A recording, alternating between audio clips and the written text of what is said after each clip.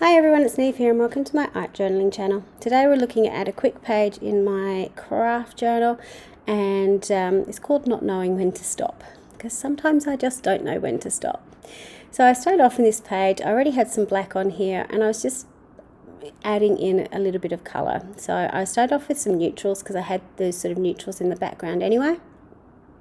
And I wanted this to be kind of abstracty. But I didn't really have a plan of what I was going to do. I know at the beginning I definitely wanted to leave some, I would say white space, but craft peeking through. I'm not sure how successful I was in the end. I think that's where the not knowing when to stop comes in. So I'm just adding some random colours, and you'll notice with some of them I'm overlapping them. So with that blushing and so on, just making sure that I've got some of that neutral colour underneath it, so it pops the colour out a little bit. I also added that acrylic paint first before I put my gloss spray on, because the gloss spray, if you just put it straight onto the craft, it will sink into the page, so you can sort of keep spraying over the top and get the ink or the gloss spray sitting on the surface. But if you've already got acrylic paint in the background, that will help the gloss spray probably stay more translucent and not translucent, more opaque on the surface. So once I'd done that, I then got out my scribble sticks, which again I don't use very often, and just scribbled onto the page. And I was really sort of liking the graffiti-ish style that I had happening here, and doing some asemic writing over the top, using some of the similar colours that I have in the background as well. So those yellows, blues and reds that I had in the background, so I'm repeating colours. So one of the things when you're doing stuff like this is to have repetition happening, whether it's a repeated stencil pattern or repeated stamps or repeated colours. It just helps your page flow a little bit. Now I'm going in with my thick paint pen and just putting some white dots on the page just to add in some white space. That's my little trick. When I've sort of used it up, I know I can always add it in afterwards. Then I'm going in with these little loopy patterns and just again adding a little bit of mark making to my page. So I was having fun with this. I wasn't sure how I was going to finish, and often when I'm in the flow like this, I will continue adding. My hat doesn't necessarily stop on the page. I'll keep adding and keep adding and keep adding. I find it really difficult once I stop to get back to where I was. So I like to think on the go. And it's not always successful, which you'll see on this page. Sometimes I really bugger it up, but you know, then magic happens occasionally too, so it's always good. Now I'm going in and doing some asymmetric writing across the page. So asymmetric, yeah, I think so. I always go to say asymmetrical, is basically writing that looks lines that look like writing but they're not actually readable. So but your brain sort of reads them as text. And I know if you are a Dina Weekly fan, all the free videos that she did last year during COVID or during the lockdowns, she had one on how she does her writing. So notice when I'm spraying through with my stencils, I'm also pressing the excess ink off onto my page, so you get reverse stencil patterns on it. And I also wiped off the excess gloss spray afterwards. So it is quite important when you're using gloss spray, particularly if you like clean stencils, that you wipe them off straight away.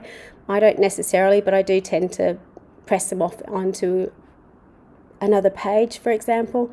But it does have, if you leave it and don't clean it up, you'll have a raised surface, so your stencils might get affected a little bit more, so just be aware of that. So because I'd added so much to this page, I decided to go back in and add some more white, and I've just got this number stencil out that I was playing around with, sort of just to try and balance it off a little bit. So if you're finding your page is getting out of control a little bit, try adding some white to it. That usually helps to balance it out a little bit.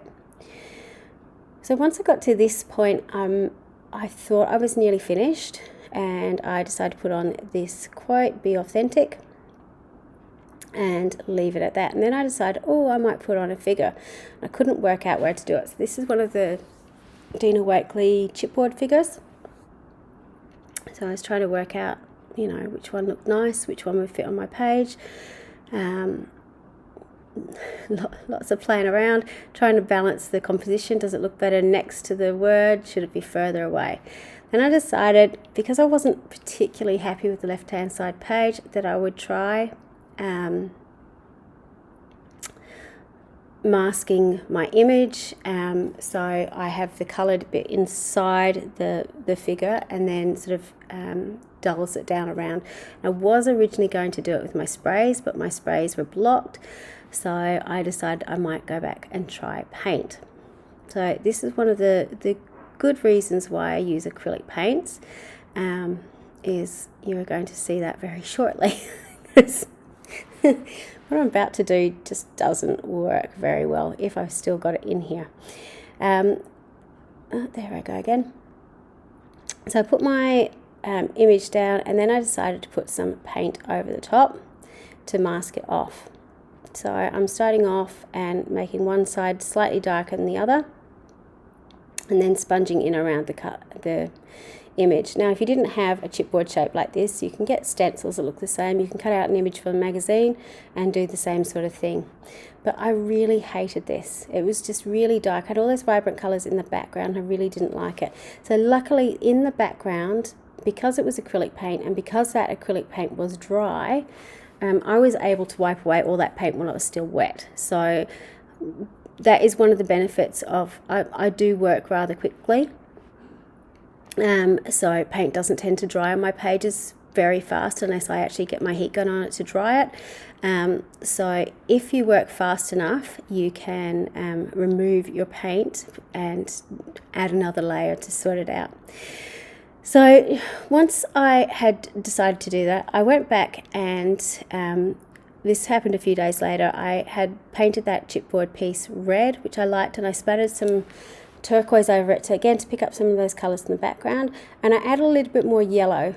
So I used my gloss sprays and a fine tip nib and just did some really scratchy writing over the top and added my figure to the final page. So if it doesn't work, or if you don't know when to stop, have a break, have a few days, go back to it, and I'm sure you can work out what to do to finish off your page. But it's never ruined. There's always something you can do to save your work. So I hope that helps you. Until next time, bye for now.